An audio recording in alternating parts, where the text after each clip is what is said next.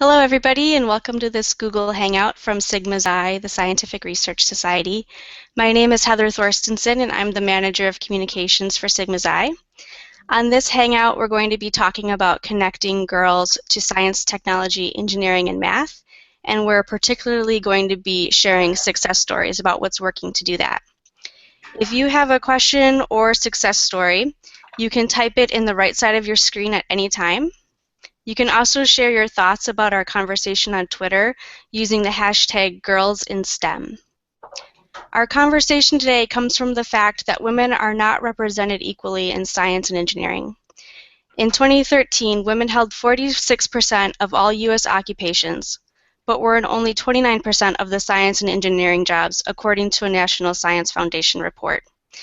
And so we have three panelists to talk about how we can help turn this around. We have Dr. Heather Zimbler de Lorenzo, who is Associate Professor and Chair of the Division of Biology at Alfred University, and she is also President of the Sigma Xi Alfred University chapter. We have Dr. Hillary Nicholson, a science cheerleader and a former cheerleader for Colgate University, and she recently received her PhD in molecular pharmacology and physiology at Brown University. And lastly, we have Jennifer Owens, who is Editorial Director of Working Mother, which is a website, magazine, and research institute that recently published an article titled Raising STEM Daughters. So welcome to the Hangout, everybody. Thanks for having me. So first, I'd like to start by getting some insight into what worked for our panelists to help you guys be able to become women who are interested in science, technology, engineering, and math. So particularly for Heather and Hillary, I'd like to know, what kind of childhood did you have growing up? All right, I'll go first. I was always interested in animals, and my parents always fostered that interest. But I would say that I didn't really become overly interested in math and science until high school, when I went to a special magnet school for math and science. And there they really tried to get you involved in all the different kinds of sciences that were offered, robotics, things that just normal high schoolers wouldn't get that opportunity. And from there, it just skyrocketed for me. So how did you get into that special school? Were you encouraged to go by your parents, or did you show interest and your parents agreed? Actually, it was more of a way to get out of the school I was supposed to go to. And so really I kind of just fell into that opportunity. And you had to apply and get accepted based off of grades from middle school. And then, yeah. So was it just being around these subjects in such an emphasized way that really made you connect with it, or was it a particular class or teacher? I think it was being surrounded by other people who were interested in the same kind of thing. Okay. You know, we were all there and we were all interested in learning more about math and science. We were all taking the same kinds of classes, being put through the same kind of rigor and expectation. And I think it just fostered more interest. Okay, yeah, great. And Hillary, what about you? So I grew up with a family who I was very lucky to have. They encouraged me to really try out everything, not things that were necessarily gender role stereotyped, but I would get an American Girl doll for Christmas, and then for a birthday I would get a magnifying glass or a microscope, and it was a lot of encouragement to collect around myself people who were encouraging and stimulating instead of people who were negative and would tell you, oh, you really shouldn't or you really can't. And the more people that I surrounded myself with that had that mentality of, you can try this, you should go out and experience this, and sort of promoted that I should try all these new things, made it feel for me okay to like things that maybe my friends didn't. I didn't have the advantage of the magnet school where it was sort of all around me. I was in a school where, it was a giant public school. Everyone in my town and the one next to it, we all went to the same schools, and There was a lot of stereotyping around what you should and shouldn't be interested in, but I am thankful that I was encouraged to really stick around people who were encouraging me to try everything, regardless of what you back then should or shouldn't do. And it turns out that with the proper exposure and with the proper encouragement, I actually really love science and math, and I'm not always the best at it compared to other subjects. It's definitely something I've had to work at harder than other subjects, so it doesn't necessarily come as easily to me, but I like it. I love it. I work harder because I'm passionate about it. And when you find something that you're passionate about, the work doesn't feel like work. It feels like a pleasure, like a treat that you get to be so involved in something like that. And something that you said stuck out to me. You said that you were looking for these positive influences. So what did you do to find them? So part of it was I would ask my mother or my sister, hey, you were talking about a friend of yours who does this thing. How did they get started? Or can I talk to them about it? And another part of it was just looking up. I grew up at a time where the internet was sort of just accessible to everybody, just becoming accessible. And so if we heard about something in school that I thought was interesting, going and finding out who was doing it, or reading a biography, if we had a book report due and you could pick whoever you wanted to do your book report on, I would ask for recommendations to pick someone who had done what I thought I might want to do, or done things that were unexpected. So even if those role models aren't people you know directly, knowing that there are other people who have done what you're thinking of, or people who have overcome what you're facing, is really helpful. And so how important would you, for all the panelists, say that role models are important? I know that that's been said before, that you need to have positive role models. Did you have strong positive role models? Yeah, I mean, I absolutely did. The people in my family, the women in my family in particular, are incredibly strong people, and I'm so fortunate to have them to look up to. And I think a huge part of growing up that way also demonstrated to me how important it is to be that role model for other people. And Jennifer, I know this is something that was talked about in the Raising STEM Daughters article, the power of role models, and how if parents aren't even science-oriented themselves, they could still help their daughters in this way. What does the article say about that? Well, definitely. I think it's one of the things that we're saying is that you can find other role models. You don't have to be afraid. You think about kids feeling any sort of pressure that science isn't cool, or whatever bias might come into their lives. Even you might feel it if you're not a STEM person, like, oh, I never did well in biology, or I never did well in trig. That we can get over our own biases and say, oh yeah, but there's all these other role models. There's books, there's events. We can lean into their interest, even if it's not our own interest. We would do it if they were sculptors, and I'm not a sculptor. You can find the sculpting class. I think it's kind of letting go of our own fears of STEM if we're not in it, and finding other ways to bring role models in. It's certainly easy if you're kind of following the family business. I had an engineer dad, I became an engineer. Okay, that's fine, that's easy. But when mom's an editor and my daughter's interested in coding, well then I'm going to have to try a little harder and find her those role models, or when she finds one, help to make it blossom and find ways for her to find other people. We're always better when we have lots of different voices in our lives that we can learn from. Okay. I agree with Jennifer. My parents are totally outside of the science area, really didn't know much to help me, but they were more than willing to foster any kind of interest that I had, find me all kinds of opportunities to explore the different areas, to figure out what fields of science I was interested in, and give me those opportunities even though they couldn't help me with the specifics. Okay, great. And then another question following up for Heather and Hillary. It's one thing to think you want to pursue a science degree when you get to college, and it's another thing to end your university years or college years with a science degree. So I wondered, in those years, what helped you stick with it? I would say for me it was in part a continuation of the idea of making sure that the people you concern yourself with, the people whose opinions you concern yourself with, are encouraging you.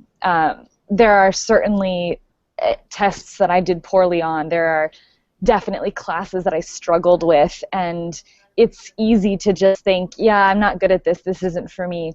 But going to the professors of those classes or finding a study group, even if I was the only girl in a study group full of men who were seniors and I was a freshman, just knowing that you have people around you, even if they're not like you, who want to help. I mean, that's what the professors are there for in college. They're there to help you become better at the things you struggle with and help you learn more. And so I would say making sure that you find those people who want to help and they're there to help. And sometimes it feels like that's not the case, especially if you're struggling. But I think that's when it's the most important to go back to those people whose job it is to make you feel better and do better. I completely agree. Use their office hours. When I was in college, I thought I never went to the office hours. And now that I'm old enough that my friends are professors with office hours, still no one visits them. I thought the professors were, they were kind of godlike. They kind of, but they're sitting in office hours waiting. That's the one thing my daughter's 12 now, that I will be saying to her, go to the office hours. Ask them for help. I never did. I struggled in silence. And now I see, my friends are sitting there waiting for people to come. Don't let just the grade grubbers take the office hours. Use it. Put it to work. Have them help. You're totally right. They're there. They want you to succeed. That's their job. That's their profession, is helping you grow, and ask for help. Oh my goodness. And with something we were talking about, we're women here. We're good girls, and we don't like to fail. And often, especially if we're the only girl in a class or the only girl in a situation, it's a lot of pressure to put on us, because we're always representing for ourselves or for the greater good or whatever. And you're going to have a test you don't do well on. Doesn't mean you're not smart. And that's something we're talking about in terms of moms helping and dads, but moms helping their daughters is, you didn't do well on one test in chemistry, doesn't mean you can't be a chemist. It just means, hey, you struggled a little bit on that concept. Let's figure out what it'll take to get better on that concept. So that confidence to know it's not just one stumble does not define you. Mm. And I'm sure Heather can talk about this both as somebody who's been through college and also as an associate professor now. Yeah, I mean, when I was in high school, the hands-on opportunities that I had hooked me in science. And so when I was in college, I maybe didn't necessarily know exactly what area I wanted, and it took me a little while to really figure that out. And then I took some time off before going back to do my PhD, and I went back because I had a passion, as Hillary said. When you find your passion, it makes it not as difficult. It makes it seem like it's easy to, the work that you put in is worth it. And so the research that I did for my PhD didn't seem like work. It was just stuff I was interested in and stuff I enjoyed doing. And if it was okay if I did it, 24 hours a day for to achieve what I wanted. And as a student, I was not one who used office hours of faculty. And yes, I do have office hours, and I do sit there and wait. And I very much enjoy the mentoring aspect as a faculty member, really sitting down with students and helping them work through a problem that they have or the inability to understand a concept. And I do think it's unfortunate that not a lot of students take advantage of the one-on-one time that they can get with faculty members so that they don't feel bogged down or like they can't do it, because they all can do it.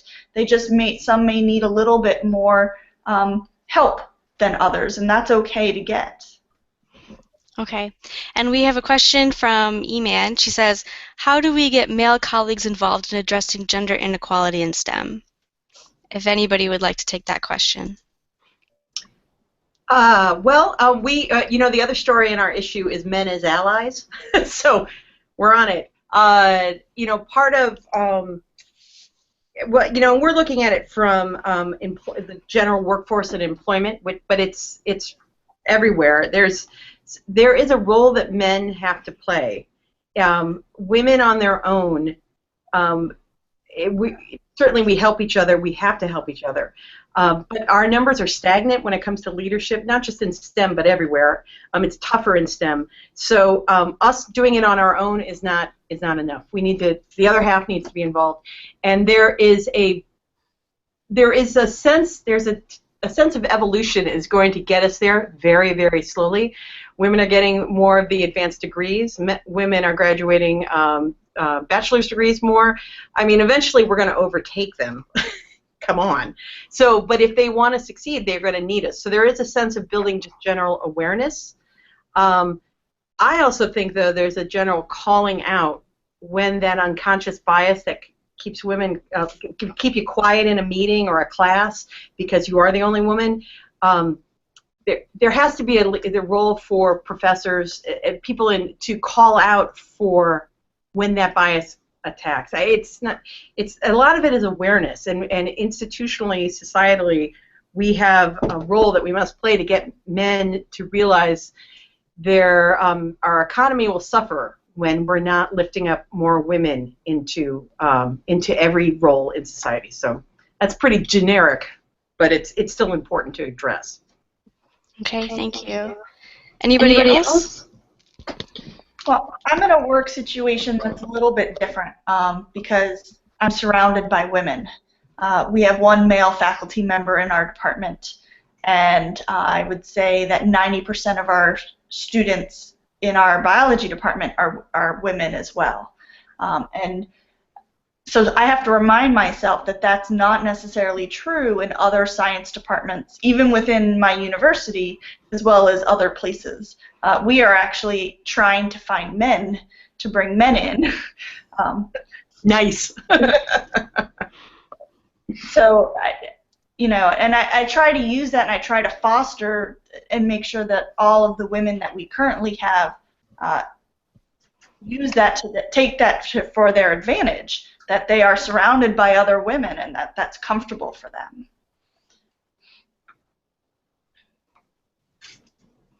Okay, Hillary, did you have any thoughts about getting male colleagues involved? I would just say it's sort of the same bias that everyone has about something that I mean, it's human nature to try to group things together, to try to make your view of the world the best that you can, and you have to categorize things in order to make sense of all of what you take in.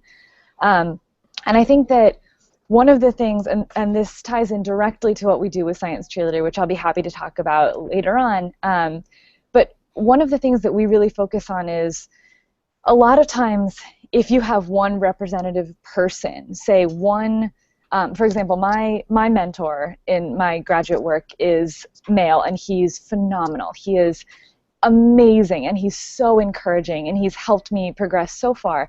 And sometimes there is a tendency to see the one person that you know so well as an exception, rather than seeing that that person is one of many individuals, all of whom are unique, all of who have unique contributions, and that is what's making up the rule. So both on the male side and the female side, it's important to understand that the rule or the stereotype is just made up of a bunch of individuals, and the more individuals you get to know and the more prominent you can display yourself as a unique individual that is maybe not following all of the stereotypes, that way we can expand our definitions of what your male ally looks like, or what, for example, what a female scientist looks like. It's not one homogeneous population. It's a whole number of diverse, unique individuals, and if we stop thinking about it as one general definition, that's how I think we do best in fighting those stereotypes and breaking them down. Yeah, definitely. Getting to know people on an individual level. Well, let's talk about Science Cheerleader and stereotypes, because I know that that's something that Science Cheerleader is all about. Could you explain what the organization is and especially your interactions that you have with girls? Yeah, absolutely. So Science Cheerleader is a group of women who are either current or former NFL cheerleaders, NBA cheerleaders, occasionally collegiate cheerleaders, and we all are pursuing either advanced degrees or careers in STEM fields. And we have a number of things that we work on. One of the benefits of having a group of cheerleaders is that generally they're very supportive. I mean, that's what cheerleaders do, right? You support your team, you support your school. And so we all come together to try to support young women and generally young people going into STEM fields and becoming interested in STEM fields. We try to break down stereotypes about what a female scientist look like, which is often as strong a stereotype as what a cheerleader looks like. You know, it's a polarizing image sometimes to think of an NFL cheerleader who's holding an advanced degree in, you know, a doctorate in neuroscience. Sometimes you don't think of that, but one of the girls I work with on a regular basis is a Patriots cheerleader who has a PhD in neuroscience, and she's just as social and bubbly and fantastic as you would expect. And so we really work hard to reach young girls on an individual level. We do a lot of work with the Girl Scouts. We do a lot of work with Pop Warner cheerleading. We do work with the Boys and Girls Clubs in many different states. And we try to serve as role models either through, you know, direct connection. If you're a girl in an area that maybe doesn't have as many role models of women scientists as you would like, reach out to Science Cheerleader. We'll connect you with someone in your area you can have coffee with and just chat with. Just find a common connection there. We try to bring people in who are either younger or necessarily don't have a, you know, you don't have to have a doctorate to be a scientist and to participate in large-scale science projects.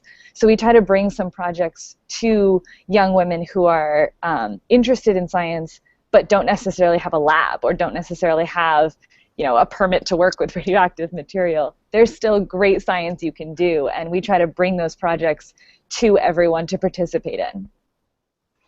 So how is it that you bring the projects? Do you usually get called by a school or like the Girl Scouts, you say, or is it mostly schools? It's a little bit of everything. Usually when we go to a school, we bring just a couple of science cheerleaders, and we bring a project with us. And when I say we bring a project, I mean we bring the idea, but our partner organization, SciStarter, the main goal is to bring science projects that are very large scale. We partner a lot with NASA, we partner with the CDC, and we partner with the FDA, and we try to get those large scale projects that, for example, NASA could not do on its own. They can't go to every single state and collect every single piece of data, but you might not need any special equipment to participate in a project like that. So either at a science festival, we will have a table where we're getting people involved, or you can go to scistarter.com and you can look up some of these projects and how you can participate. For example, there's one that's going on right now that we'll be bringing to the Cambridge Science Festival in Cambridge, Massachusetts in April, where we will take pictures. You take a picture, a selfie, right? You take a selfie of your face, and they put this image into a giant database where they're looking at diversity among facial structure and trying to understand some of the genetic and facial differences that both separate people and also are common to all people. And that's something you don't really need any specialized equipment for, and you can participate in a very large way in a very large and important project. So when you're out there with your work with Science Cheerleader, is it these large-scale projects that you see really resonating with girls, or what kind of projects do you think girls really latch onto, and what kind of messages do you think they latch onto? I think a lot of times the piece that is eye-opening for young girls is that you can, with the tools you have at home or with the exact level of knowledge you have, you can be part of something that is very high impact. We did a project recently with NASA where we took microbes, so swabs off of cell phones, off of sneakers, across the entire United States, and we sent them to the International Space Station. And we kept people updated on how those microbes were growing, and for people to say, hey, that microbe came off of the sample from my shoe, and now it's in outer space, and NASA's using it for information about long-term space travel, that level of participation and involvement in something so massive is inspiring, I think. It gives you the idea that you can already do this. So if you want to be a scientist, think of how amazing your contributions could be, because you can already contribute. You know, that's something we talk about with girls, raising STEM girls, is also the empathetic side of science. You know, that science can have an impact to make the world a better place, and that it's not, you know, no diss to chemists, it's not just test tubes, you know, but the test tubes can lead to something that directly impacts the health of someone, or that it can impact what we know about space to reflect back on us, or you can be gathering data to know about how trends in bullying or whatever, you know, what's their lives, and that girls, at least as we are right now, we tend to be very empathetic. We care about the world around us. So to make that connection, both that you could have an impact on this massive project, how awesome is that? You can also have an impact on something that changes your world, not even the whole world, but just something very, very connected to your life as a 12-year-old, as a 15-year-old. Those kind of connections really, they see, at least the people we talked to said that really helps kind of bring home the power of science. Yeah, that sounds good. And then what about the part about challenging stereotypes with Science Cheerleader, Hillary? I know that you're showing that scientists come in all different shapes and forms, and it's not really what you would think about. So what is it like to see girls when they see you as a scientist and they realize that maybe their idea of what a scientist is isn't really what it always is? Yeah, this is it's one of my favorite things that we do is sometimes we'll go into a school, and a lot of times the kids don't really know what we're there for. And we say, oh, we're the science cheerleaders. Everybody take out a piece of paper and draw a scientist. And even 5 years ago, every single person would draw what you would think of as, you know, your crazy mad scientist with mad hair, always a man, in a white coat, always white, usually very old. And when we say, well, how come you didn't draw me? I'm a scientist. I'm not wearing my lab coat. I'm not sitting in my lab, although I am today. But, you know, it's one of my favorite things. And even in the last 5 years, you can see that image start to shift. Particularly, you know, a couple days ago with International Women's Day, you would see all of these commercials supporting female inventors, female scientists, women in roles that you don't typically associate with being very feminine. And it's so fantastic to me to watch people think, oh yeah, that's right, that's what a scientist does. That doesn't necessarily mean that's what a scientist looks like. And it's one of my favorite moments when people realize that the image and the job don't go together. You can have a social life. You can go out and have drinks with your friends after work. Being a scientist doesn't mean you have to spend 24 hours a day, 7 days a week for 30 years in your lab before you get somewhere. You know, you can have everything that everyone else has in any other career, and you don't have to sacrifice anything. You can just do what you're passionate about and maintain your other interests. And something that's been brought up before, you mentioned it with sending your microbes to the International Space Station, and Heather mentioned it, is the hands-on aspect, making sure you have hands-on. How important do you think hands-on projects are to these girls? When, like, is that really the light bulb moment too? Is that another one? Oh, absolutely. I mean, I think anyone who's been through a science course, even you know, I remember in second grade we dissected an owl pellet, and even that difference between learning something that's being written on a chalkboard and doing something yourself, creating something, investigating something yourself, and having ownership over that process, I think is just an absolutely powerful moment. For me, learning hands-on is the best way that I learn. You can sit in a classroom for months, but until you set foot in that space and you pick up the materials and you feel what the different textures are, or you look at the different changes in color, for me that is everything. Just knowing that you changed that, you did that, this difference was made because of what you did, is such a powerful moment. And so how spread out is Science Cheerleader? Is it nationwide in every state, or how can people get a hold of you guys if they need to? Yeah, so anywhere there's an NFL team that has cheerleaders associated with it, we reach out to. And we have a lot of alumni who are in, all over the country, who are former NFL or NBA cheerleaders who have moved all over the place. So right now we're nearing 500 science cheerleaders across the country. And our partner organization, SciStarter, which has these citizen science projects that we help promote, actually reaches across oceans to different continents. It's fantastic to me how many women are passionate about both doing these projects as well as serving as role models, just breaking the stereotypes, showing you can do it and I can help. Great. And then another project we're going to be talking about helping girls is the Alfred University Sigma Xi chapter's work with Girl Scouts. And Heather's the president of that chapter. Could you talk about what your chapter does with the Girl Scouts? Sure. Alfred has had Sigma Xi for a very long time.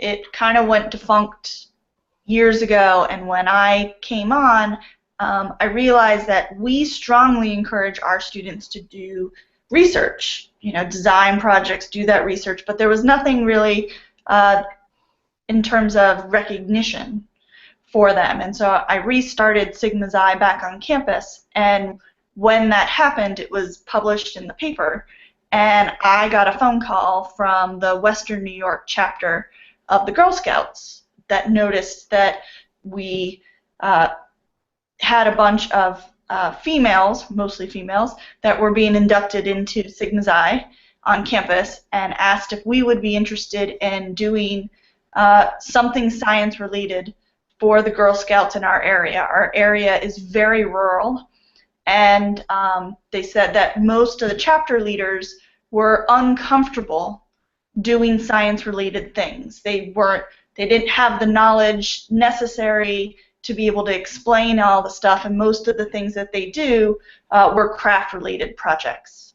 And so they have been looking for, and were on the hunt for opportunities for girls to do science-related, earn science-related badges, STEM badges. And so I brought that up with our group of students, and they were in tremendous support of running a program to offer all of the ages, all of the groups within Girl Scouts, starting from daisies all the way up, brownies, juniors, cadets, and seniors, and ambassadors, opportunities to earn specific STEM badges. And I gave this program to my Sigma Xi students, and they ran it. They got other organizations on campus involved, so it was completely student-run, and they picked out the badges. So, like, for example, Brownies one year did the Home Scientist badge, and they learned about being a home chemist, so they made their own ice cream. They learned about static electricity, about density, and using soda to make a soda geyser and things like that. And so they did a lot of hands-on activities where they learned about the science behind those activities. And we got over 100 Girl Scouts from New York and Pennsylvania that made the drive over to do this. And after doing it the first year, the girls that came asked us if we would do it again and if we would offer different badges so that they could come and do it again. And so we've been doing that ever since. Wow, and so how many years has it been going on? Only 2 years so far. So Okay. still a newer program for us. But it sounds like it's going great with 100 girls yes, coming in. We got a tremendous amount of interest that we didn't expect. We were a little worried about whether we could handle it all, but it was divided among the different groups. And so with a lot of students on campus interested in actually interacting with younger girls and doing these projects, we were able to do it very well. That's so great. That's really helping with that bias that the moms feel, where we're like, well, we don't know. I don't know. This is beyond me. And to get you brought in the role models right there and the hands-on. Oh, that's really genius. It's like your guys are all super smart or something. And so this is so great because it's a model that other Sigma Xi chapters could use, and it's not something that would be all put on the chapter officers. It could be delegated, as you say, to like the students like you have. So what advice would you have for other Sigma Xi chapters or other groups who might want to do something similar? Well, working with the Girl Scouts is actually really easy, especially if you want to do a STEM badge. They have a whole list of badges that they have. And it actually is written out in terms of what are the different activities that the girls would need to do to earn that badge. So we didn't have to create anything. We were given a little cookbook recipe of what to do and how to do it. So it was purely about organization and then reaching out to the community to get interest. And so what kind of feedback did you guys get from the girls? Besides that they liked it and they wanted to come back and do more badges the next year, did they tell you anything specifically about what they enjoyed about it so much? We got feedback immediately. We got feedback while they were doing the badges. Before they even left, I had one group that was working on the science of happiness. They all made thank you cards and gave it to us before they even left. We had one group that this was close to when Frozen had come out, and so we had gathered everybody back together at the end to talk a little bit about what each of the groups had done and see if they had anything that they wanted to share to all of the girls that were there. And one group got up and sang the song in front of everybody else, and and so we played the video, and it really kind of like fostered an environment, an attitude of they were so excited to be there, to be able to spend several hours. They were there for a good amount of time interacting with older girls to do these hands-on activities, so much that they asked to do it again. And what age group? I know you said the daisies all the way to the seniors and the ambassadors. What age group is that? So it's kindergarten to grade 12. Okay. And so how does it work with the different groups? Because do they each have their own badges? They each have their own badges, everybody but daisies. And so we had such an interest in the daisies that we just created activities. We had them create gardens that they could then take home and plant in their own garden, and took them to see a herbarium and look at the different plants, and took them out using a telemetry to actually find a hidden squirrel and showed them how radio telemetry worked. So we just came up with a bunch of fun little activities that they could do even though they weren't earning a STEM badge. And do you do these activities on your campus? And if so, do you think that that is an exciting experience for them to come to the university? Yeah, everything was on campus. They had lunch on campus, and I think they enjoyed being there, seeing what a university was like. I don't know how many of them had been to a college campus before.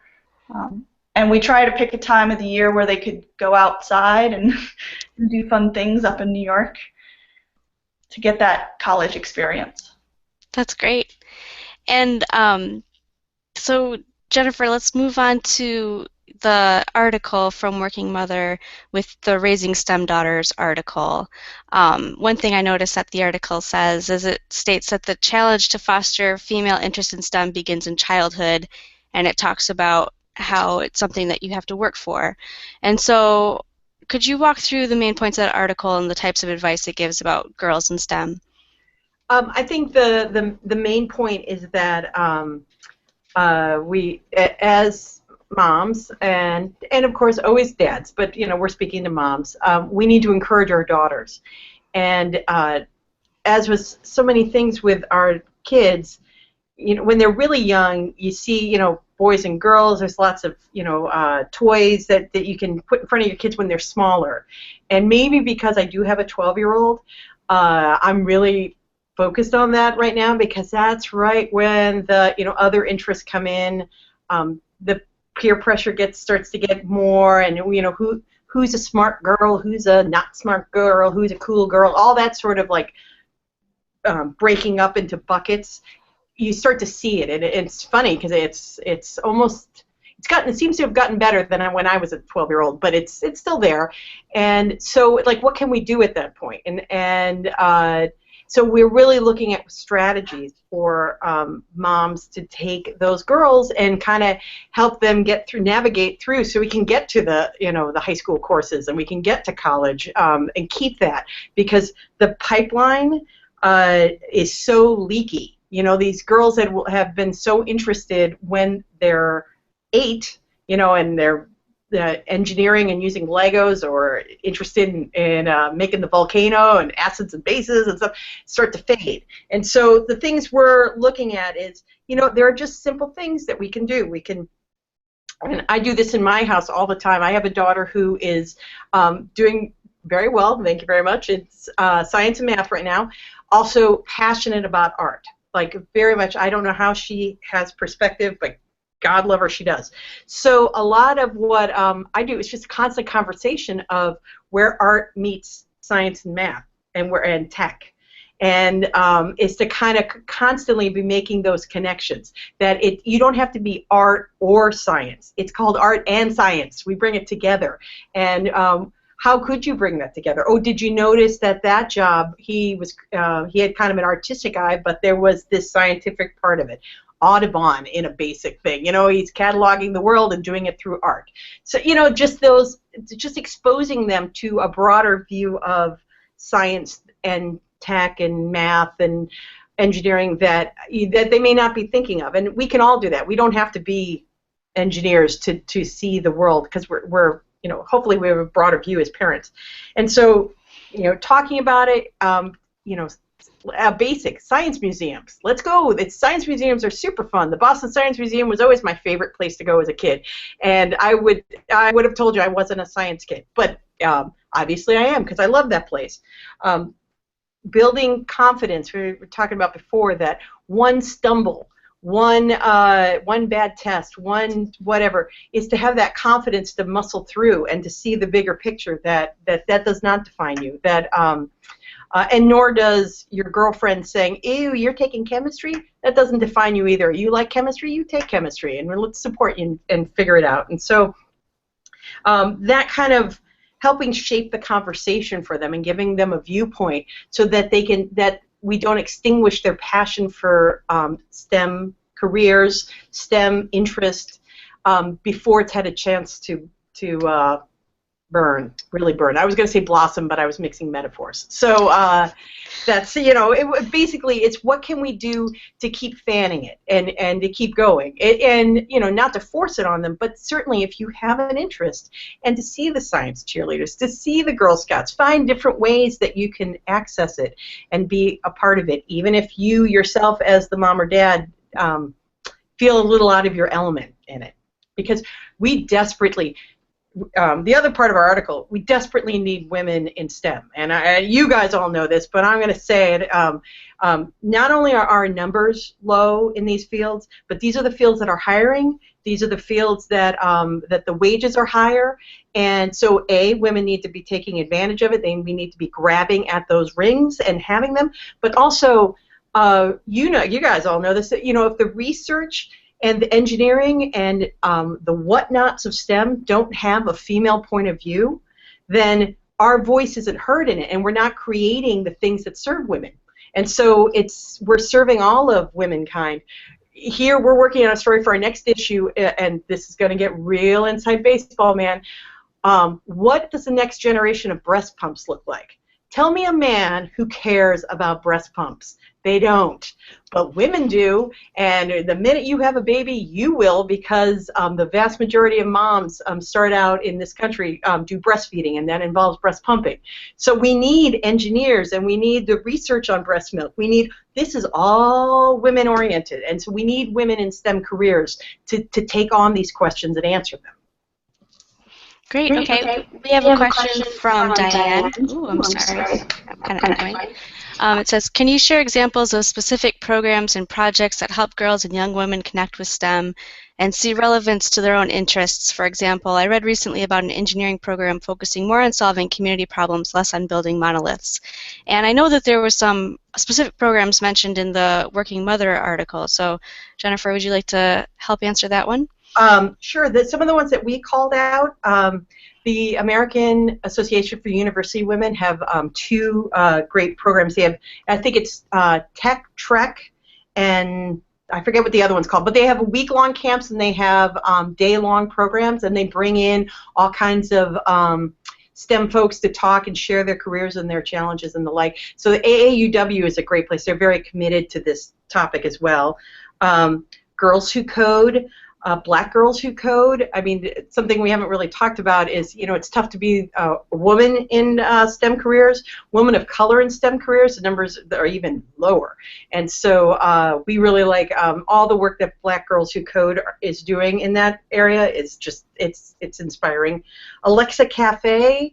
That was founded in 2014, and it's Susan Wojcicki, the CEO of YouTube. She was encouraging another space for girls to. That's in more like digital careers, and definitely the Girl Scouts. I mean, that's why they have all those badges, because they see the value of it, and they know we're all going to try real hard to earn our badges. I did. Only none of them were scientific in the 70s. So they've gotten a lot more advanced than when I was a brownie. Yeah, that's progress there. And what about for Heather and Hillary? Do you have any, obviously Science Cheerleader, but do you have any programs or other projects that you would recommend? Well, I did FIRST Robotics, and there's a number of robotic groups now that are available to schools that maybe don't have the money or the connection to an engineering corporation that can help them, that provides them with most of the equipment and that kind of stuff. For me, that was a great hands-on opportunity to learn an area that I wasn't as familiar with, and then be able to actually do some competitions and see different areas of the United States. Yeah, I would say that it's really important, as we've been discussing today, to find something that you're very passionate about. You'll work harder, you'll be more engaged, you'll be more excited about something that you feel personally passionate about. And one of the great things about SciStarter, our sister organization to Science Cheerleader, is that it has just hundreds and hundreds, thousands of projects. So if you, for example, if you absolutely love the ocean and you love marine animals, we have a project that's tracking whales. If you are stuck at home because you have the flu this week, you can go on to SciStarter and find flu near you, where the CDC gets help tracking the spread of the flu to see where we need to vaccinate. You can find a project that you are passionate about that has a connection to your personal life and contribute in a meaningful way. I like the concept that even when you're sick. Yeah, and I know I did it. I went on SciStarter, and I really like dogs, so I typed in dogs, and I found a whole bunch of stuff I could do with my dog for citizen science projects. I love it. So going back really quickly to the Working Mother article, I wanted to go back. I know you already mentioned it, Jennifer, but the part about the aspect of having the skill to persevere and having the self-confidence. Knowing that having role models is important, because sometimes girls in STEM don't have so many girls around them, and I can see how that would play into it. But I'm wondering what parents can do, or what can be done or what has worked for you three about instilling your own sense of self-confidence and your ability to overcome challenges? It's tough. It's tough as a mom of a 12-year-old now. When the low grade does come in, is stilling my tongue. You know, like it's. She did great in math and then had a 70% on a quiz, and I was, why? You know, so I have to still myself because I have to live by my own thing of having resilience, and kind of, so what happened here, and let's look at this, and do you understand, because it's identifying concepts that maybe you didn't get. And so I think it's thinking in terms of resiliency and thinking long term. It's as a mom, it's getting our head around it, because immediately the warning, the red lights start flashing. How did you not get a good grade on that? And thinking of looking at this as a moment of strategy. Like, so, oh, what concept was difficult here? Okay, let's learn it. Let's think about it. Do you need help? Can I help you? If it's not me, do you need to talk to the teacher? Just kind of strategizing your way out of, the stumbles that they might have, and thinking of it, also helping them have a script in their head when they worry and when they stress, that they can, oh, I'm a failure, or I'm whatever. Are you really? Is it, like, let's talk about that. What did this actually mean? And it's just so much conversation and visions, helping them see the vision and not how they see it, which is, I'm done, it's done, kind of thing. Okay, and Heather and Hillary, what about you? What helped you as you were going through challenges of learning about science? And like Hillary, I know for you, you said it's not necessarily an easy subject for you, but you still do it. So what do you do to help yourself get over the humps? Yeah, so it's definitely difficult. I mean, I did not have the best grades when I first started studying, for example, chemistry. It's something I really struggle with. It's not intuitive for me. I also don't memorize well, which, considering I've been in school for almost 20 years, is very challenging when you don't memorize things. And I would find myself studying double the amount of time of my peers in order to just understand the same amount of material. But I think that what it comes down to is you need to have the support and also intrinsically decide just one challenge where you have done less successfully than you wanted to do on some account, whether it was, a paper that you wrote that you just didn't score as well, or an exam that you took that you just missed parts that you didn't anticipate. If you just take one time and you commit yourself to learning why it happened, how it happened, what you missed, what you didn't understand, and overcome it, for me, taking that first step of, when you have a bad grade, the tendency is to just be like, oh my gosh, that was terrible, that's over, I'm never looking at that again. Mm-hmm. But if you just take the one time and say, I'm going to go to the professor, I'm going to go to my, high school math teacher, and I'm going to sit down with them, and we're going to go through it. And personally, my mother's an interior designer. She could not be further from the field that I'm in. So she wasn't really able to help me when it came to, middle school geometry. But I went to my professor, and we worked through it. And that positive reinforcement that you now understand it, and maybe you didn't at the time you took the test, but you now get it. You've overcome whatever barrier there was for you, seeing that lesser score than you wanted, and knowing that when you come back to that material or that information, the next time you get a bad grade, you might see it as an opportunity to go back and do better, and you know that you can, because you've already done it. So if you just take one time where you are disappointed by your performance and you choose to focus on it, choose to overcome it, see it as an opportunity to gain that knowledge, even though the actual deadline for the grade may have passed. If you prove to yourself just once, I can do this, I can come out stronger from this, then the next time it happens, it will seem like less of a barrier and less of an, insurmountable problem of having done poorly, but rather as I may have done badly on the grade, but I can still learn this material. I can still understand this concept. Yeah, definitely. Not just focusing on the grades, but focusing on your own understanding is important. Absolutely. Heather, what about you? Did you have any strategies or things that you would do to overcome challenges as you were learning? Um, I don't. I've been trying to think about myself. My parents never really put any pressure. I think they understood that I put all the pressure on myself and that they weren't necessary to do that.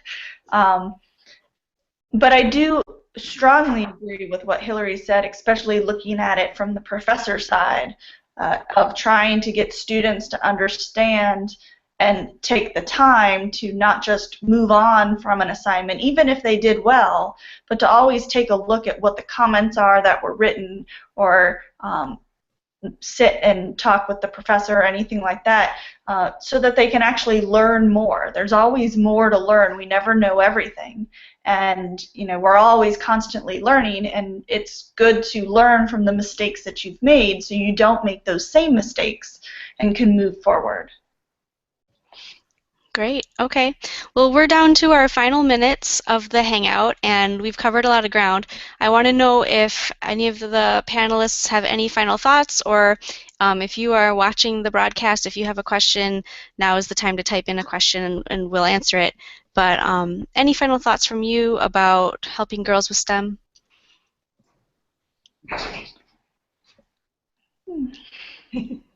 I would just say go for the role models. Find someone, as I said, my mother's a designer. She picks out hotel furniture for a living. I work on pediatric neuroblastoma on a daily basis. It's so far, but there are people around you that you may not be thinking of. And if there really aren't, that's what organizations like Science Cheerleader are here for, to connect you with people who are doing what you want to be doing. So reach out. If you don't have anyone around, go to sciencecheerleader.com. We have a whole list of people in every area in the country. Email us, find organizations, little groups within your university or within your high school or your middle school.